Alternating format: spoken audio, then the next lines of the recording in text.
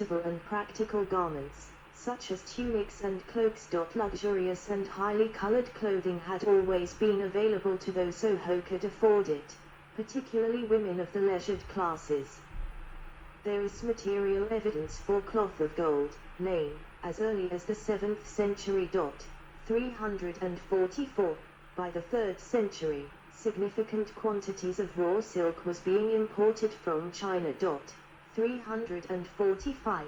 The Lex Oppia, 215, which restricted personal expenditure on such luxuries as purple clothing, was repealed in 195, after a mass public protest by wealthy Roman matrons.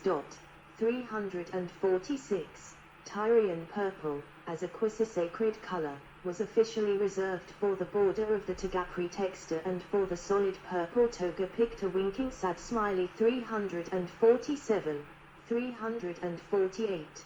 But towards the end of the Republic, the notorious Ferrers was wearing a purple pallium at all-night parties, not long before his trial, disgrace and exile for corruption. 349. For most Romans, even the simplest, cheapest linen or woolen clothing represented a major expense. Worn clothing was passed down the social scale until it fell to rags, and these in turn were used for patchwork. 350. Wool and linen were the mainstays of Roman clothing, idealized by Roman moralists as simple and frugal. 351. Landowners were advised that female slaves not otherwise occupied should be producing homespun woolen cloth, good enough for clothing the better class of slave or supervisor. Cato the Elder recommended that slaves be given a new cloak and tunic every 2 years. Coarse rustic homespun would likely be too good for the lowest class of slave, but not good enough for their masters. 352. For most women, the carding, combing, spinning and weaving of wool were part of daily housekeeping, either for family use or for sale. In traditionalist, wealthy households, the family's wool baskets, spindles and looms were positioned in the semi-public reception area, atrium, where the materfamilias and her familia could thus demonstrate their industry and frugality, a largely symbolic and moral activity for those of their class, rather than practical necessity.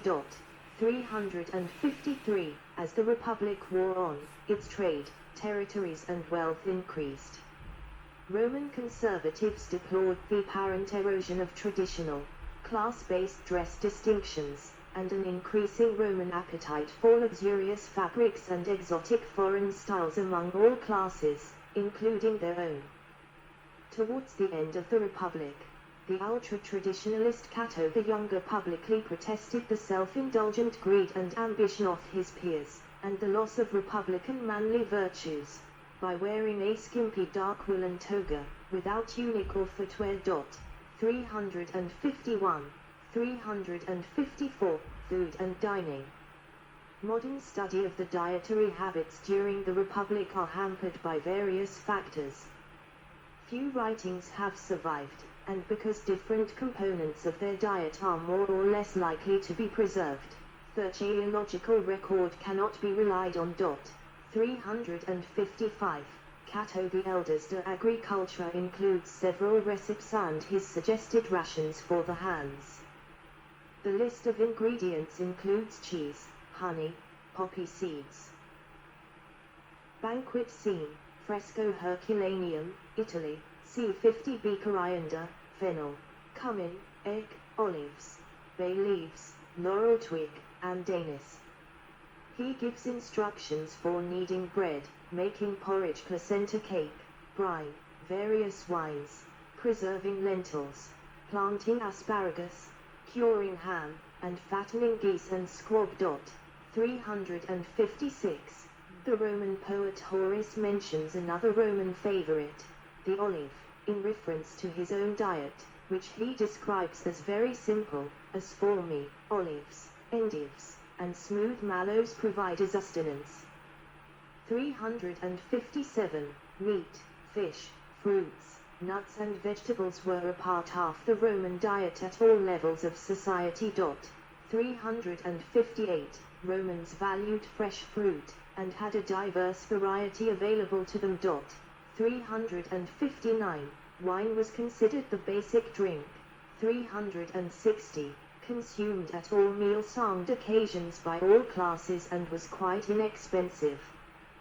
Cato once advised cutting his rations in half to conserve wine for York force. 361.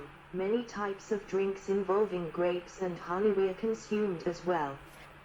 Drinking on an empty stomach was regarded as boorish and a sure sign for alcoholism, the debilitating physical and psychological effects of which were known to the Romans. Accusations of alcoholism were used to discredit political rivals.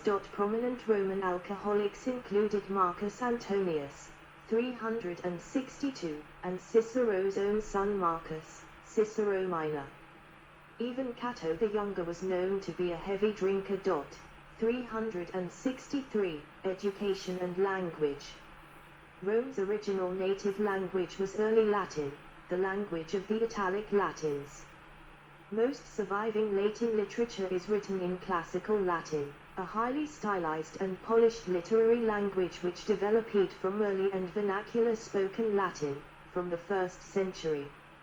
Most Latin speakers used Vulgar Latin, which significantly differed from Classical Latin in grammar, vocabulary, and eventually pronunciation. Following various military conquests in the Greek East, Romans adapted a number of Greek educational precepts to their own fledgling system. 364. Strenuous, disciplined physical training helped prepare boys of artisan class for their eventual citizenship and a military career. Girls generally received instruction, 365, from their mothers in the art of spinning, weaving, and sewing. Schooling in a more formal sense was begun around 200. Education began at the age of around 6, and in the next 6 to 7 years, boys and girls were expected to learn the basics of reading, writing and counting. By the age of 12, they would be learning Latin, Greek, grammar and literature, followed by training for public speaking. Effective oratory and good Latin were highly valued among the elite, and were essential to a career in law or politics. 366. Arts. In the 3rd century, Greek art taken as the spoils of war became popular, and many Roman homes were decorated with landscapes by Greek artists. 367. Over time, Roman architecture was modified as their urban requirements changed, and the civil engineering and building construction technology became developed and refined. The Roman concrete has remained aridal, and even after more than 2,000 years some Roman structures still stand magnificently. 368. The architectural style of the capital city was emulated by other urban centers under Roman control and influence. Literature. Early Roman literature was influenced heavily by Greek authors. From the mid-Republic, Roman authors followed Greek models to produce free verse and verse form plays and other in Latin. For example, Livius Andronicus wrote tragedies and comedies. The earliest Latin works to have survived intact are the Comedies of Plautus, written during the mid-Republic. Works of well-known, popular playwrights were sometimes commissioned for performance at religious festivals. Many of these were satyr plays, based on Greek models and Greek myths. The poet Naevius may be said to have written the first Roman epic poem, although Ennius was the first Roman poet to write an epic in an adapted Latin hexameter.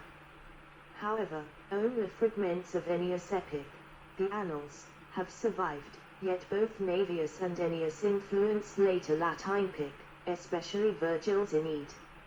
Lucretius, in his On the Nature of Things, explicated the tenets of Epicurean philosophy. The politician, Poet and philosopher Cicero's literary output was remarkably prolific and so influential on contemporary and later literature that the period from 83 BC to 43 BC has been called the Age of Cicero. His oratory set new standards for centuries, and continues to influence modern speakers, while his philosophical works, which were, for the most part, Cicero's Latin adaptations of Greek Platonic and Epicurean works influenced many later philosophers. 369, 370. Other prominent writers of this period include the grammarian and historian of religion Varro.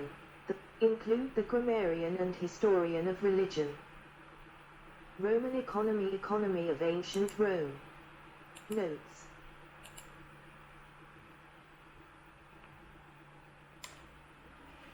Yes, that's happened when I'm sleepy. I click by mistake, then the auto reading stops. So we almost finish. Over time, Roman architecture was modified as their urban requirements changed, and the civil engineering and building construction technology became developed and refined. The Roman concrete has remained arable, and even after more than 2,000 years some Roman structures still stand magnificently. 368. The architectural style of the capital city was emulated by other urban centers under Roman control and influence. Literature. Early Roman literature was influenced heavily by Greek authors. From the mid-Republic, Roman authors followed Greek models to produce free verse and verse form plays and other in Latin. For example, Livius Andronicus wrote tragedies and comedies. The earliest Latin works to have survived intact are the Comedies of Plautus, written during the mid-Republic. Works of well-known, popular playwrights were sometimes commissioned for performance at religious festivals. Many of these were satyr plays, based on Greek models and Greek myths. The poet Naevius may be said to have written the first Roman epic poem, although Ennius was the first Roman poet to write an epic in an adapted Latin hexameter. However, only fragments of Ennius' epic, the Annals, have survived, yet both Naevius and Ennius influenced later Latin epic, especially Virgil's Aeneid. Lucretius, in his On the Nature of Things, explicated the tenets of Epicurean philosophy. The politician, poet and philosopher Cicero's literary output was remarkably prolific and so influential on contemporary and later literature that the period from 83 BC to 43 BC has been called the Age of Cicero. His oratory set new standards for centuries, and continues to influence modern speakers, while his philosophical works, which were, for the most part, Cicero's Latin adaptations of Greek Platonic and Epicurean works influenced many later philosophers. 369, 370. Other prominent writers of this period include the grammarian and historian of religion Varro, the politician, general and military commentator Julius Caesar, the historian Sallust, and the love poet Catullus. Sports and entertainment. The amphitheater of Pompeii, built around 70 BC and buried by the eruption of Mount Vesuvius 79 AD, once hosted spectacles with gladiators. The city of Rome had a place called the Campus Martius, Field of Mars, which was a sort of drill ground for Roman soldiers. Later the campus became Rome's track and field playground. In the campus, the youth assembled to play and exercise, which included jumping, wrestling, boxing and racing. Equestrian sports, throwing and swimming were also preferred physical activities.